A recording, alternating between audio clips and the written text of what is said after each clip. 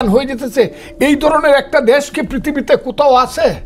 আমরা কি ইউনূস সাহেবকে আর ওই যে ছেলেরা খালি নেতৃত্ব দিছে, ওই 500 ছেলে যা করছে আমি আমার এই ঠোঁটটা দিয়ে তা করছি হাসিনার বিরুদ্ধে, 500 জেলে যা করছে আমি এখন এর দাবি করব।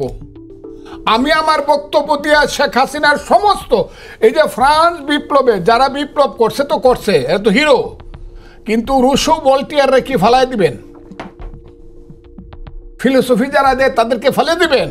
ফজলুর রহমানরা এই দেশে হাসিনাকে কেন ফেলতে হবে? কিভাবে বক্তব্য যখন 28 অক্টোবর 2023 সনে যখন বিএনপির 10 লাখ লোকের মিটিং 10 মিনিটে ভেঙে দিল, সব যখন জেলখানায় অনেকেই চলে গেল, অনেকেই পালায় গেল, লাখ লাখ কর্মী যখন জীবনের ঝুঁকি নিয়ে যখন আসামি হয়ে গেল, আমি ফজলুর রহমান প্রতিদিন শেখ হাসিনার বিরুদ্ধে কথা বলছি। স্ত্রীকে বলছি তুমি বিধবা হইবা, ছেলেদেরকে বলছি তোমরা এতিম হবা, কিন্তু আমি ঘর থেকে পালাবো না।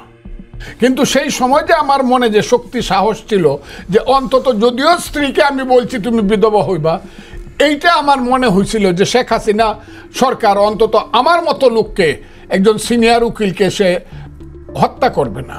কিন্তু এখন আমার প্রতি মুহূর্তে মনে হয় সরকারের পক্ষ থেকে এবং এই ছেলেদের পক্ষ থেকে এবং জামাত এবং শিবিরের পক্ষ থেকে এবং ওই যে ইউটিউবার বৈশা থাকে ফ্রান্সে, তার পাশে বসে একজন বলছে ফজলুর রহমানকে হত্যা করা এখন ফরজ হয়ে গেছে, আর ছেলেরা বলছে তার উপরে মব জাস্টিস চলবে। মব জাস্টিস মানে আমার মৃত্যু।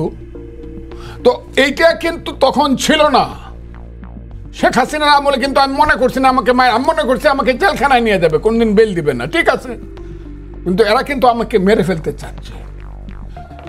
শেখ হাসিনার আমলে কিন্তু অনেক খারাপ কাজ হয়েছে। ইলেকশন করে নাই 14 সনে, 18 সনে, 24 সনে ইলেকশন করে নাই। এই বড় বড় লোকজনকে বেক্সিমকো, সালমান রহমান, আজিজ খানদেরকে দিয়ে, আসালামদেরকে দিয়া, ওই যে বসুন্ধরা, এদেরকে দিয়ে সমস্ত বড় লোকের দেশ হয়ে গেছিল এটা, এবং লুটেরাদের দেশ হয়ে গেছিল, এবং আওয়ামী লীগ হয়ে গেছিল এটা একটা ওই যে কি বলবো হাইব্রিডদের পার্টি। আওয়ামী লীগের রেল কর্মী তো সব ঘরে ঘরে বৈশাখ আনছে বেশিরভাগ। কাজেই আমি মনে করছি যে শেখ হাসিনা যত কুকামি হয়েছে, এই ধরনের অনিশ্চয়তা ছিল না। শেখ হাসিনা ফ্যাসিস্ট বলেন আর ডিক্টেটর বলেন, প্রত্যেক জায়গাতে একটা করে নেতা ছিল। উপজেলাতে, ইউনিয়নে আপনি ঠেকছেন, যে দলেরই হন আপনি গিয়ে তার নেতার কাছে বলতে পারছেন। থানাতে আপনি ঠেকছেন, উপজেলা চেয়ারম্যানের কাছে বলতে পারছেন। এমপি না ইলেকশন হয় নাই, তার কাছে গিয়ে বিচার দিতে পারছেন। এবং হাইকোর্ট, সুপ্রিম কোর্ট এখনকার চেয়ে শেখ হাসিনার আমলে ভালো ছিল। আমি চ্যালেঞ্জ করলাম হাইকোর্ট, সুপ্রিম কোর্টের সমস্ত বিচার বিভাগ রাজনৈতিক ব্যাপারে এখনকার চেয়ে অনেক বেশি ভালো ছিল। এখন দেশ, আমি আপনাকে খুব ক্লিয়ারলি কথাটা বলি, আমি ওই যে জিজ্ঞাসেন যে জুলাই সনদ, আর জুলাই সনদ আমার জিজ্ঞাসবেন না, আমি এটা মানি না। যদি তারা করে করুক, আমার দল যদি সমর্থন দেয় দেখ, আমি মনে মনে চিন্তা করব যে দেখি আমি কি করতে পারি। অসংখ্য ধন্যবাদ। জনাব আবু আলম মোহাম্মদ শহীদ খান, আপনার কাছে আমার প্রশ্ন সেটি হচ্ছে যে আজকে বিএনপি নেতা সালুদ্দিন আহমেদ বলেছেন যে জুলাই সনদে কিছু বিষয়ে সঠিকভাবে উপস্থাপিত হয়নি, সেটা একটু প্রশ্ন আছে। এবং আরেকটি বিষয় হচ্ছে যে চূড়ান্ত খসড়াটি মানে পেশ করা হয়েছে রাজনৈতিক দলগুলোর কাছে, সেটি আসলে কবের মধ্যে ফিডব্যাক দিতে হবে সেটির কোনো আসলে সময়সীমা বেঁধে দেওয়া হয়নি। এবং আমরা জানি যে 8 আগস্টের মধ্যে যে জুলাই সনদটি পাশ হওয়ার কথা ছিল সেটি পাশ হয়নি, আবারও 1 মাস বাড়িয়ে সেপ্টেম্বরের 15 তারিখ পর্যন্ত এই ঐকমত্য কমিশনের সময়সীমা বাড়ানো হয়েছে। সব মিলে কি আসলে জুলাই সনদের আপনি ভবিষ্যৎ কেমন দেখেন, কিংবা আসলে এটার সঙ্গে রাজনৈতিক দলগুলো যে নানা ধরনের মানে মতপার্থক্য আছে, সেগুলো বিষয়ে এখন কি মনে হচ্ছে, কোন অবস্থানে আছে? দুঃখিত, জুলাই সনদ তো একটা ভেরি ইম্পর্টেন্ট ডকুমেন্ট হবে, মানে যদি ডকুমেন্ট হয়, কারণ এটার পিছনে তো আপনার ঘন্টার পর ঘন্টা, শত শত ঘন্টা রাজনৈতিক দলগুলো সময় দিয়েছেন। ফজলু ভাই যেভাবে বলছেন ঠিক আছে, যে এরকম জুলাই সনদ যারা করছেন বা যাদের নেতৃত্বে বসছেন, তাদের প্রশ্ন আছে তাদের নিয়ে, তারা কে, কোথায় থাকেন, তাদের কোন দেশের নাগরিক, তাদের কি অধিকার আছে, একদম জেনুইন প্রশ্ন।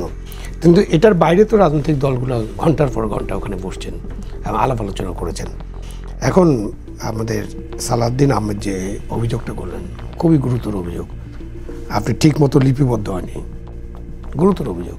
কেন আপনার দায়িত্ব হচ্ছে যে কোনো সভা, এটা আমরা তো সবাই জানি, যে কোনো সভায় যেটা আলোচনা হবে, যেটাতে মতৈক্য হবে, কারণ নোট অফ ডিসেন্ট থাকে, সেটা ঠিকমতো লিপিবদ্ধ হতে হবে। তো জুলাই সনদ যে খসড়া করা হয়েছে, এটা যদি ঠিকমতো লিপিবদ্ধ না হয়ে থাকে, তাহলে এটার কীভাবে সমাধান হবে? এবং সেখানে আলী রিয়াজ সাহেব বললেন যে বিষয়বস্তু অপরিবর্তিত থাকবে। মানেটা কি?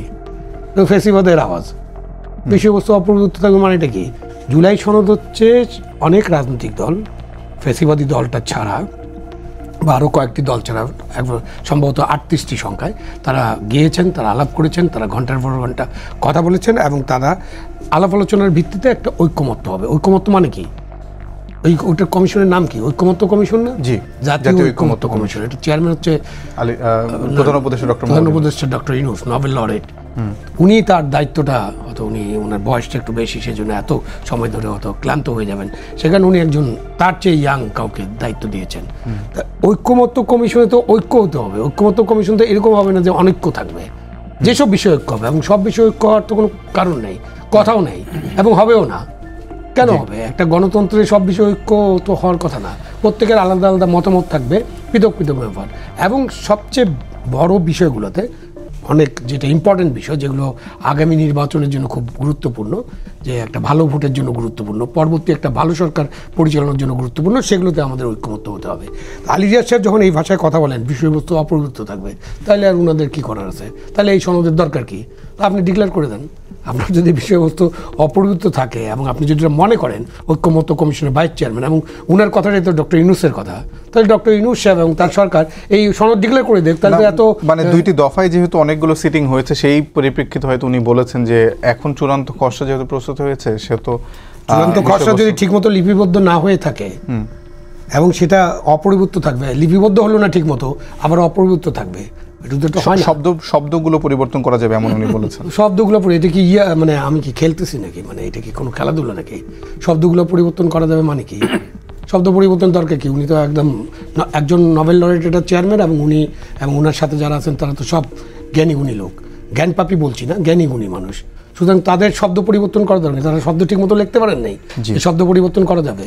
ওটা দিয়ে তো বোঝা যাচ্ছে যে মানে শব্দ ঠিক মতো লিখেন নাই। আসল কথাটা হচ্ছে যে অপরিবর্তিত থাকবে, সেখানে আমরা থাকি। এবং এই ধারণাটাই হলো একটা ফ্যাসিবাদী ধারণা। এই ধারণাটা একটা স্বৈরতান্ত্রিক ধারণা, যে আমি যা বললাম তার বাইরে কিছু নাই। আপনি দরজা বন্ধ করে দিচ্ছেন, দরজা বন্ধ করে তো কিছু হবে না। এটা শেখ হাসিনা দরজা বন্ধ করে দিয়েছিল, তার পরিণাম আমরা দেখেছি।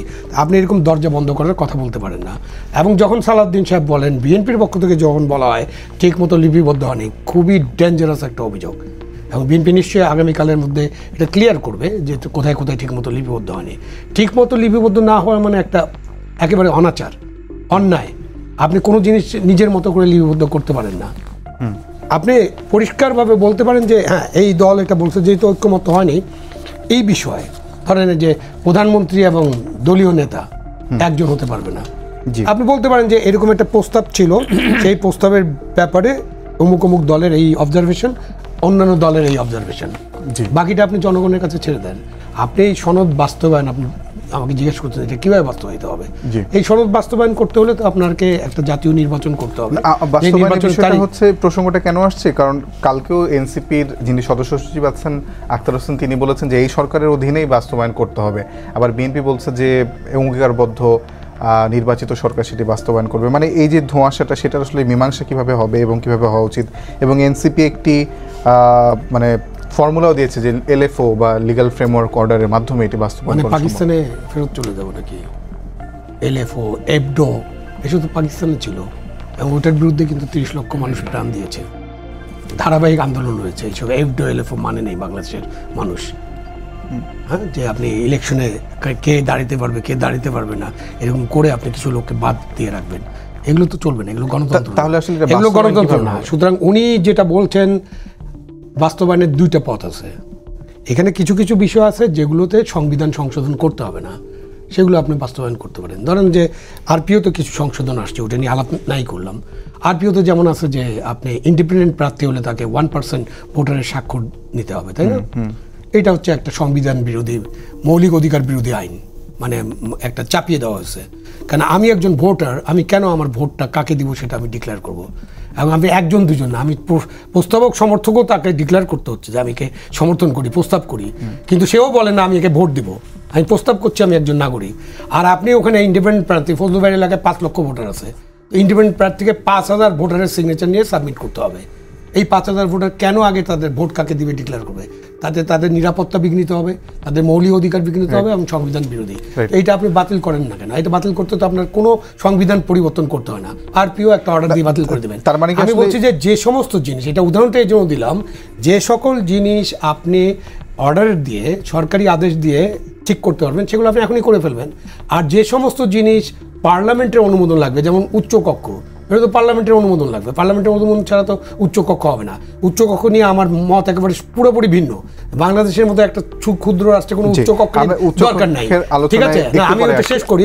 তার মানে যেগুলো আপনি বাস্তবায়ন, যেগুলো সম্ভব সংবিধানে হাত না দিয়ে, সেগুলো আপনি করে ফেলেন। আর যেগুলো সংবিধান পরিবর্তন করতে হবে সেগুলো আপনি নির্বাচনের পরে যে যারা ভোটে পাবেন যাদেরকে জনগণ নির্বাচিত করবে, যারা সরকার গঠন করবেন এবং যারা পার্লামেন্টে যাবেন, সবাই মিলে তখন এটাকে ঠিক করবেন। এটাই তো বাস্তবায়ন।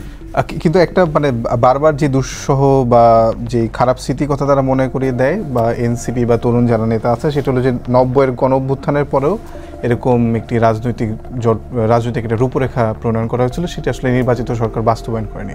না বিএনপির পরবর্তীতে ক্ষমতা এসে বাস্তবায়ন করেছে, না তার পরবর্তীতে আওয়ামী লীগ এসে ক্ষমতা বাস্তবায়ন করেছে, বরং তারা হচ্ছে যে সেই যেই মানে যে চুক্তি, যে সামাজিক বা রাজনৈতিক চুক্তি, সেগুলো লঙ্ঘনই করে গেছেন বা পরবর্তী। এটা খুব সত্যি কথা।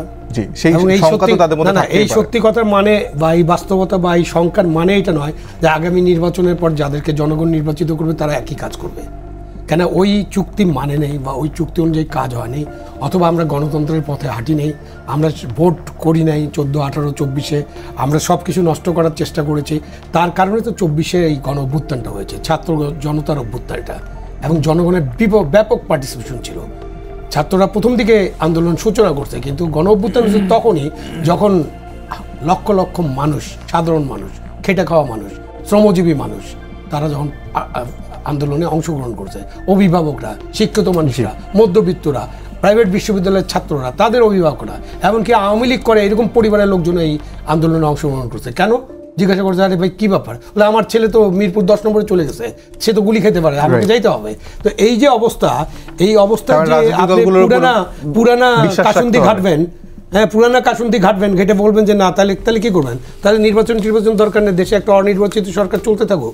এবং যে সরকার অনির্বাচিত সরকারও হয়তো আমরা।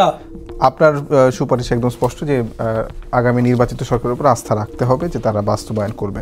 আমি একটি ভিন্ন প্রসঙ্গে আসতে চাই ফজলুর ভাই, সেটি হচ্ছে যে ডেভিড বার্গম্যান, একজন বিদেশি সাংবাদিক যিনি বাংলাদেশ নিয়ে লেখালেখি করেন, তিনি আজকে জুলাই সনদ নিয়ে একটি বড় ধরনের ফেসবুক পোস্ট দিয়েছেন। সেখানে